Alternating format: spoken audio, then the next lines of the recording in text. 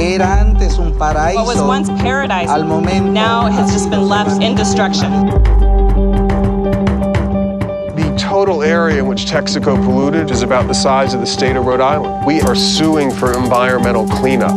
The plaintiff's accusation is defamatory and not true. It's just false and wrong. Es que hoy decenas de hombres y mujeres están padeciendo cáncer y están muriendo en la actualidad. Chevron takes those kinds of allegations very seriously. There's absolutely no evidence that there's an increase in cancer.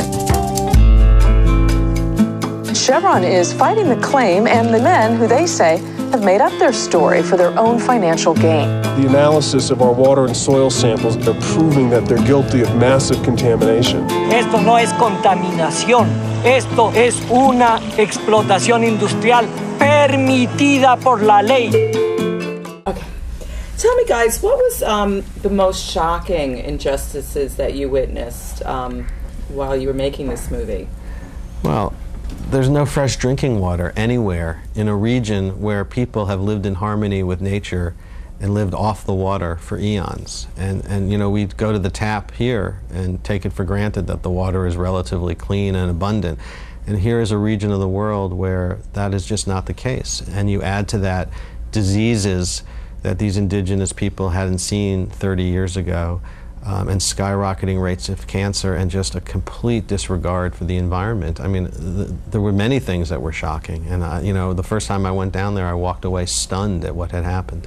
Oh, well, just like Joe says, you know, there's no access to water, so you see these people just really suffering. But for me, the case of the mum and daughter who both have cancer really was one of the most poignant moments for me, sitting with them both, and the mother crying her eyes out and saying she's given up on her treatment in order to pay for the daughter who has liver cancer, who's only 18, and in her yard the animals have given up living because they're just poisoned. They've been poisoned.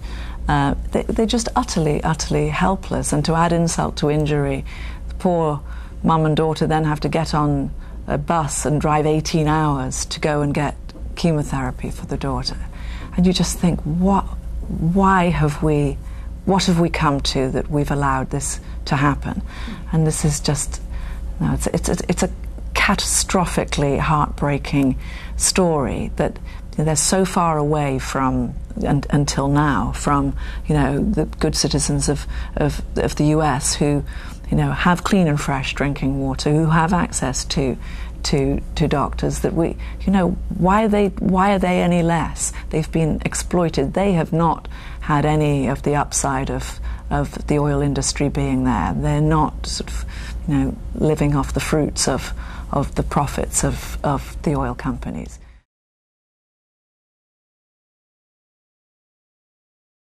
I mean, this was, you know, I filmed all over the world in a lot of different situations. The last film I got to spend 3 years with a rock band backstage, so that was kind of a cushier assignment.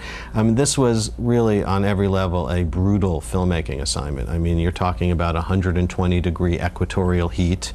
We were in a malaria zone, so you had to wear heavy, you know, long clothing and cover yourself up with bug spray. We were also a few miles from the Colombian border, where the FARC guerrillas are very active and drug runners are active. So there was a lot to think about and a lot to juggle, but it was an incredible, I mean, it was a life-changing experience for me.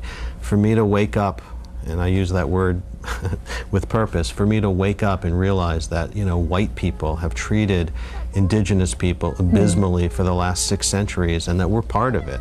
That you walk around these indigenous villages and we've taken away their traditional means of sustenance because the fish in the river are dead. The animals in the forest are not doing well either. And, you know, we force them into this quasi-Western lifestyle and then just abandon them without the economic resources they need to live a Western lifestyle.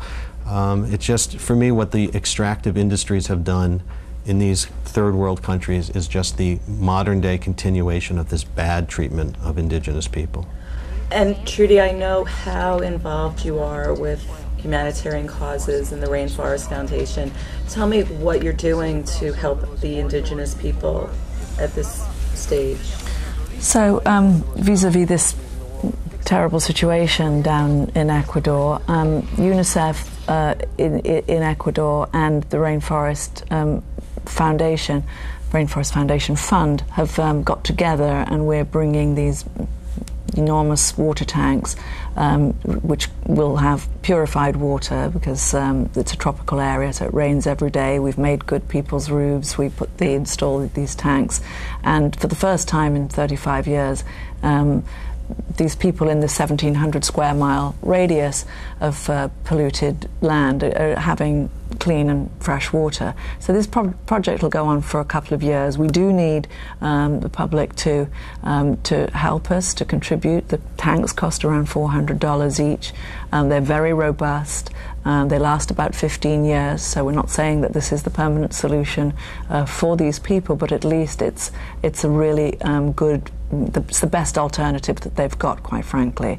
And the project is going well, but we need lots of public support. So tell the people how they can help out. Is there a website to go to or anything like that? Yeah, you can click on to crudethemovie.com and you'll see how you can donate your money to the UNICEF Water Project.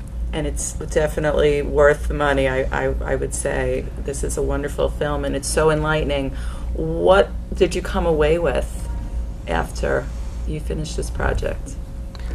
Well, for me, there was a couple of wake-up calls. One is that the realization that just because there's a lawsuit going on doesn't mean relief is being afforded people.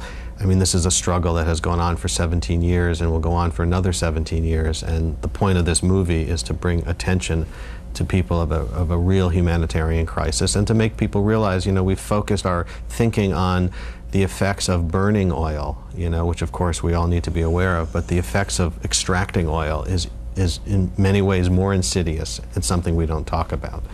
Well, I think the indigenous people that I've been interacting with for 20 years have taught me that you know what it is to be a steward and a caretaker of the planet, and we've tried to dominate the planet with man's dominion over Earth. We've become just thieves and taken things that don't belong to us. The rainforests of the Earth do not belong to any oil company. They belong to us all, and we're here for a short time. It's a short journey through life, and it's up to us to hand it on, not to leave the planet a crippled cesspit. People are fed up with corruption. They're fed up with foreign oil companies. They've just had it. Where is her cancer? In the liver. These people have been systematically poisoned. We've sampled every stream.